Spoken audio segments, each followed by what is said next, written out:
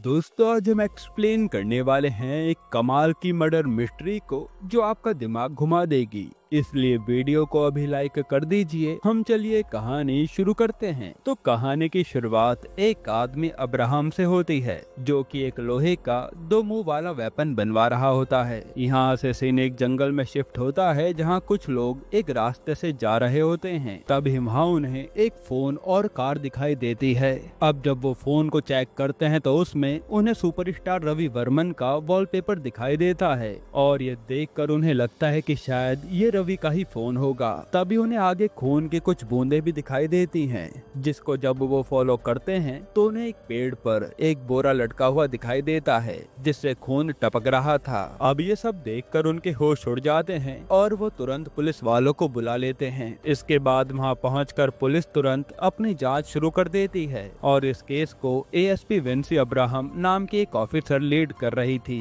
अब यहाँ से सीन एक रिजॉर्ट पर शिफ्ट होता है जहाँ हमें एक शॉकिंग ट्रुथ रिवील होता है। यहाँ रिजॉर्ट में सुपरस्टार रवि वर्मन एक लड़की के साथ खुद अपने ही मर्डर की न्यूज टेलीविजन पर देख रहा था और ये न्यूज देखकर उसके होश उड़ जाते हैं कि आखिर ये हो क्या रहा है। तभी पुलिस जब पेड़ से उस लाश को उतारती है तो वो असल में रवि की नहीं बल्कि उसके ड्राइवर राजन की लाश होती है। फिर विंसी तुरंत इस न्यूज को मीडिया में जाकर क्लियर करती है कि ये लाश रवि के ड्राइवर की है। वहीं अब्राहम जिसे हमने मूवी की शुरुआत में देखा था वो भी विंसी को टेलीविजन पर देख रहा होता है। असल में अब्राहम और कोई नहीं बल्कि विंसी का डैड था, पर अब विंसी की मां नैन्सी की मौत के बाद से वो और विंसी साथ में नहीं रहते और विंसी उससे नफरत भी करती थी। शायद विंसी उसे अपनी मां की मौत का कारण मानती थी। खैर अब रवि के ड्राइवर की लाश को पोस्टमार्टम करने के लिए ले जाया जाता है जहाँ डॉक्टर शेरिल एग्जामिन के बाद बताती हैं कि उस आदमी को बहुत अजीब तरीके से मारा गया है। असल में उस आदमी की मौत हार्ट स्ट्रोक की वजह से हुई है, पर उसके मरने के बाद एक डुअल पॉइंटेड वेपन से उसके शरीर पर निशान बनाए गए हैं जिन्हें देखकर ऐसा लग रहा है कि शायद उसकी मौत उस वेपन से हुई है और उसके दोनों सोल्स पर 26 लिखा हुआ है। तब ये सब देखकर विंसी समझ जाती है कि शायद किलर उन्हें कोई मैसेज देना चाह रहा है, मगर क्या ये अब भी एक राज है। तभी फोरेंसिक टीम में से एक आदमी विंसी को कॉल करके बताता है कि उस गाड़ी में राज, उसके ड्राइवर और एक लड़की के फिंगरप्रिंट्स मिले हैं जिसका शू नंबर 8 है। अब ये सुनकर विंसी रवि से पूछताछ करने के लिए जाती है जहां उसे पता चलता है कि असल में रवि का एक लड़की के साथ अफेयर है और वो उस दिन उसी लड़की के साथ रिजॉर्ट गया था। खैर अब यहाँ से सीन अब्राहम पर शिफ्ट होता है जो अपनी बीवी नैन्सी की डेथ एनिवर्सरी पर एक पुराने घर के पास आता है। तभी उसे फ्लैशबैक की कुछ मेमोरीज याद आने लगती हैं। कुछ समय पहले अब्राहम भी एक पुलिस वाला था। उस समय अब्राहम को एक न्यूज मिलती है कि चैको नाम का एक क्रिमिनल पुराने खंडर के पास है। ये सुनकर अब्राहम तुरंत उसे पकड़ने के लिए जाता है और वो वहाँ पहुंचकर देखता है कि चैको ने एक आदमी को पेड़ से बांध रखा है और अपने बुलसाई वेपन की मदद से उसे मारने जा रहा है। तभी एक लड़की की उसे आवाज आती है और वो जंगल की तरफ भागने लगता है। ये देखकर अब्राहम भी उसके पीछे जाता है। तब उन दोनों के बीच में काफी फाइट होती है जिसमें चैको अचानक अपना वेपन अब्राहम के हाथ में घुसा देता है, पर तभी पुलिस वहां आ जाती है और वो पकड़ा जाता है। अब यहाँ से सीन वापस प्रेजेंट में शिफ्ट होता है और एक कब्रिस्तान से पुलिस को कॉल आता है। फिर जब विंसी वहाँ पहुँचती है तो वहाँ एक कब्र के ऊपर 26 लिखा होता है। फिर जब वहाँ उस कब्रिस्तान के वॉचमैन से इस बारे में पूछते हैं तो वो बताता है कि कुछ देर पहले उसने एक आदमी को इस कब्र के ऊपर कुछ लिखते हुए देखा था और जब वो उसे बुलाने लगा तो वो आदमी जल्दी से वहाँ से भाग गया और उसने जाते समय कोई चीज पास के कुएं में फेंक दी थी।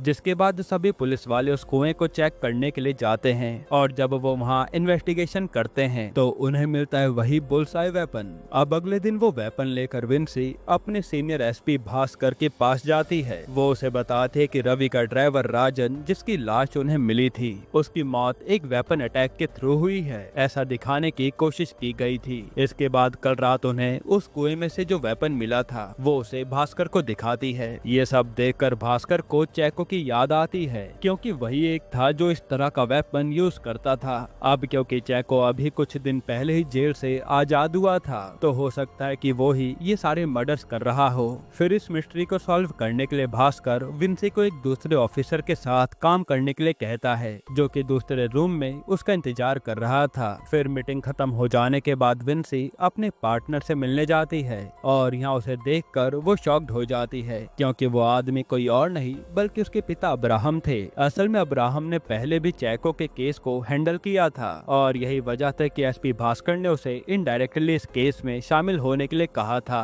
अब यहाँ अब्राहम कुछ बोलता उससे पहले विंसी कहती है कि आपको चैको के बारे में जो भी इंफॉर्मेशन पता हो मुझे बता दो। ये सुनकर अब्राहम विंसी को बताता है कि चैको हमेशा अपनी माँ की चप्पल पहनकर मर्डर किया करता था और उसके पास बुलसाई नाम का एक खास वेपन भी था जो उसकी पहचान थी। फिर विंसी उसे कुएं वाला वेपन दिखाती है तो वो कहता है कि ये बुलसाई वेपन नहीं है। ये सुनकर विंसी काफी ज्यादा फ्रस्ट्रेट हो जाती है और वहाँ से चली जाती है। अब यहाँ से सीन थोड़ा फ्लैशबैक में जाता है जब अब्राहम चाको को पकड़ने की कोशिश कर रहा था। उस वक्त वो इन्फॉर्मेशन लेने के लिए रॉबर्ट नाम के एक आदमी के पास जाता है। अब रॉबर्ट एक चोर होता है और अब्राहम को देखकर वो सोचता है कि शायद अब्राहम उसे पकड़ने के लिए आ रहा है। इसी वजह से वो पास बहती हुई नदी में कूद जाता है, जिसकी वजह से उसकी मौत हो जाती है। वहीं अब्राहम रॉबर्ट के मरने से काफी दुखी होता है। इस वजह से वो उसकी बीवी सुजैन और बेटे माइकल को अपने घर पर ले आता है। तब उन्हें देखकर विंसी बिल्कुल भी खुश नहीं होती। असल में चैको ने उसके बाद एक बार फिर अब्राहम पर हमला किया था और उसे बचाने के चक्कर में नैन्सी, जो कि अब्राहम की बीवी थी, उसने अपनी जान गंवा दी थी। अब जब विंसी ने सुजैन और माइकल को देखा तो उसे लगा था कि शायद उसके पिता ने उन दोनों की वजह से ही उसकी माँ को मरने दिया। इसी वजह से वो घर छोड़कर चली गई और कुछ समय बाद सिद्धार्थ नाम के एक लड़के के साथ शादी करके रहने लगी।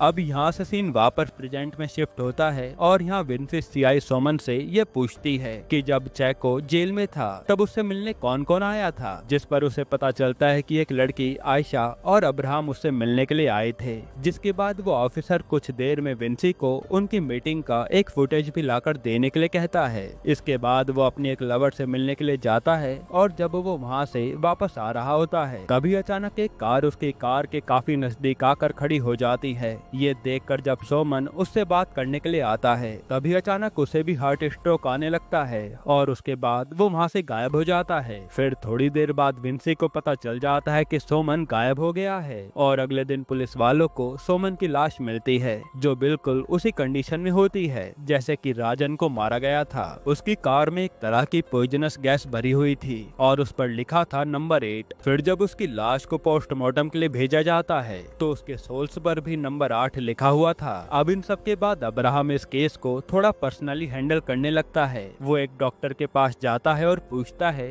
कि क्या ये वेपन चैको का हो सकता है, जिस पर डॉक्टर भी साफ मना कर देते हैं कि ये पॉसिबल नहीं है। फिर डॉक्टर उसे कहता है कि आखिर तुम इस केस से दूर क्यों नहीं हो जाते, क्योंकि इसी वजह से ही तुम्हारी जॉब गई थी ना। अब यहाँ से सीन एक बार फिर फ्लैशबैक में जाता है उसी दिन पर जब अब्राहम को चैको का पता चला था। उस दिन असल में अब्राहम अकेला नहीं बल्कि नैन्सी के साथ था, तो वो नैन्सी को गाड़ी में छोड़कर उस खंडर में जाता है। पर काफी देर होने के बाद नैन्सी भी उसे ढूंढते हुए उसी घर में आ जाती है और वो अब्राहम को आवाज देने लगती है।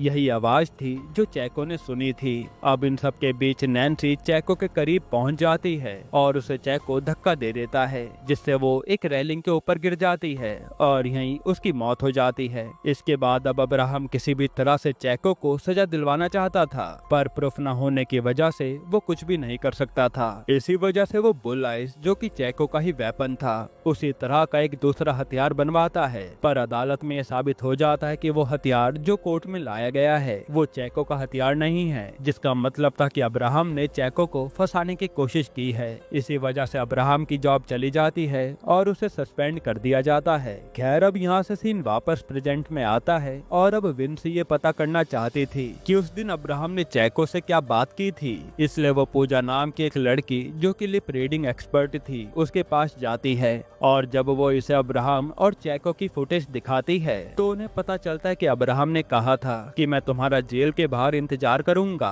अब इसका मतलब पूछने के लिए विंसी अब्राहम के घर जाती है। तब यहाँ उसे चैको के जैसे ही बहुत सारे वेपन्स और केस रिलेटेड बहुत सी डिटेल मिलती है। तभी अचानक अब्राहम वहाँ आ जाता है और विंसी से कहता है कि वो भी इसी केस की जांच कर रहा है, इसी वजह से उसके पास ये सारा सामान है। खैर यहाँ विंसी अब्राहम को बताती है कि वो माँ बनने वाली है, जो सुनकर अब्राहम बहुत खुश होता है। इन सब के बाद अब वो लड़की आयशा जो चैको से मिलने के लिए आई थी, उसके ऊपर इन्वेस्टिगेशन शुरू की जाती है और आयशा का असली नाम अनीता था, जो चेन्नई के एक ऑर्फनेज में रहती थी। अब ये इन्फॉर्मेशन मिलते ही विंसी उससे मिलने के लिए जाती है। तब वहाँ उसे पता चलता है कि चैको की माँ कुंजम्मा उन्हीं के ऑर्फनेज में रहती है और वो चाहती थी कि चैको उनसे मिलने के लिए आए। तब ये सुनकर वो सभी कुंजम्मा से मिलने के लिए जाते हैं। यहाँ कुंजम्मा बताते हैं कि चैको उनसे कभी मिलने तो नहीं आया, पर हर रात 8 बजे उन्हें कॉल करता है। ये सुनकर वो सभी रात होने का वेट करने लगते हैं। फिर जब चैको का कॉल आता है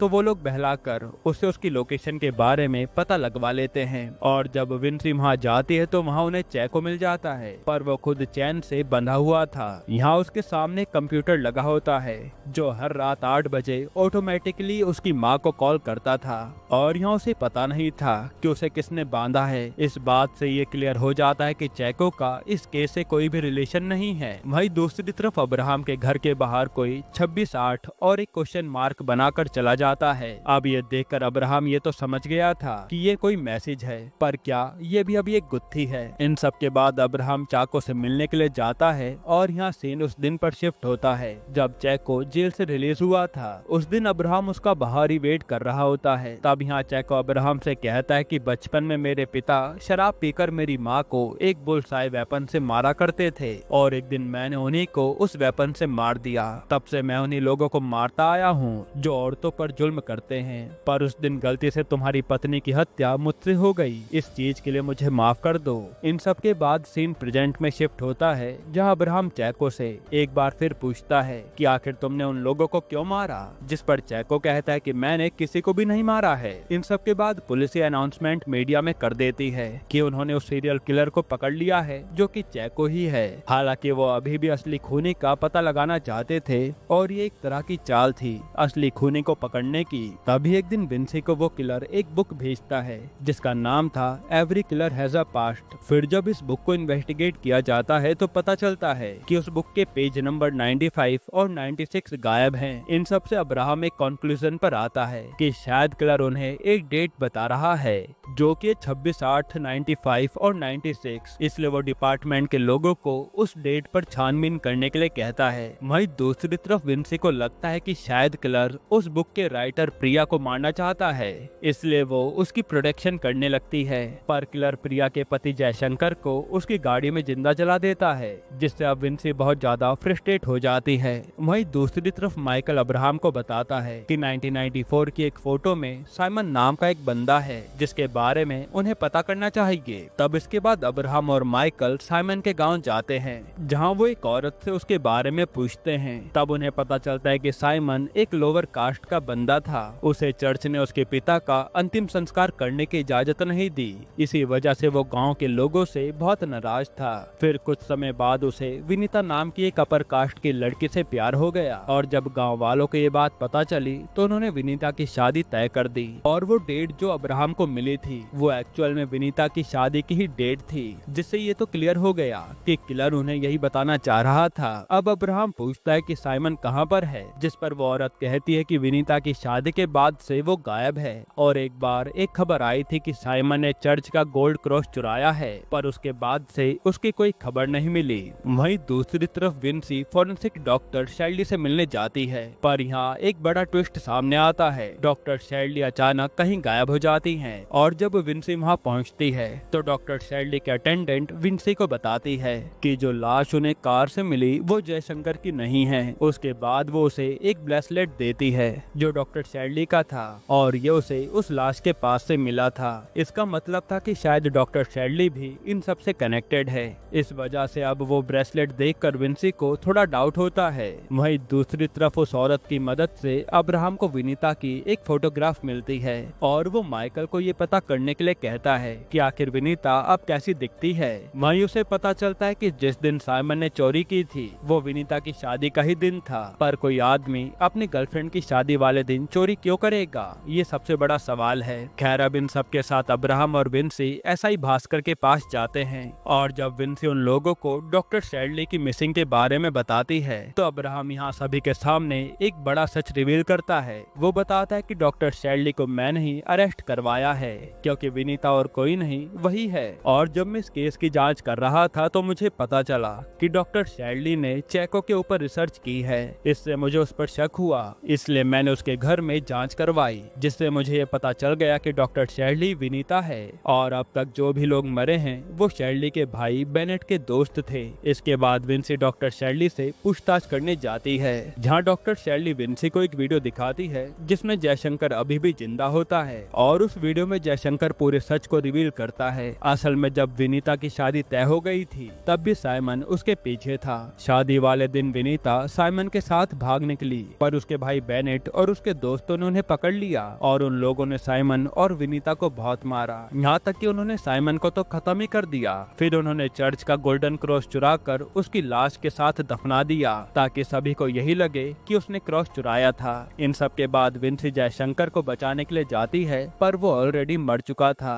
तभी कोई बंदा पीछे से आकर विंसी को किडनैप कर लेता है। अब अब्राहम डॉक्टर शैडली के पास आता है और उसे कहता है कि साइमन की मौत के बाद तुम अमेरिका चली गई और वहाँ डॉक्टर बन गई। वहाँ तुमने अपना नाम भी बदल लिया और उसके बाद इंडिया वापस आकर तुमने अपने पूरे परिवार को मार डाला और फिर धीरे धीरे बेनेट के सभी दोस्तों को भी मारती गई, है ना? ये जयशंकर भी उन्हीं में से एक था। पर ये सब कुछ तुमने अकेले नहीं किया। उस साइमन का छोटा भाई सोलोमन तुम्हारा इन सब में साथ दे रहा है ना, और वो तुम्हारे साथ साथ इंडिया वापस आया। ये सारी बातें अब्राहम ने पता लगा ली थी। तभी अचानक अब्राहम को सोलोमन का कॉल आता है, जो उसे बताता है कि विंसी मेरे पास है। तब अब्राहम तुरंत अपनी बेटी को बचाने के लिए वहाँ पहुँच जाता है और यहाँ सोलोमन उसे कहता है कि तुम भी मेरे भाई साइमन की मौत के जिम्मेदार हो। असल में उस रात जब साइमन को बेनेट मार रहा था तब अब्राहम की नई नई उसी गांव में पोस्टिंग हुई थी और तब सोलोमन उसे मदद मांगने के लिए गया था। पर अब्राहम की बेटी यानी विंसी की तबीयत उस समय काफी खराब थी,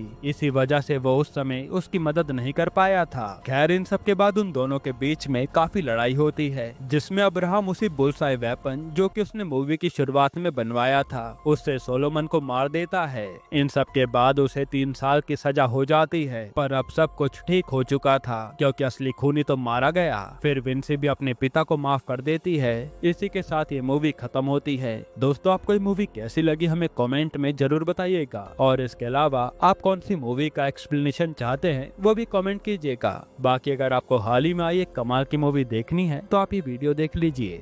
भाई हमें करना है लौंडा नाच। और फिर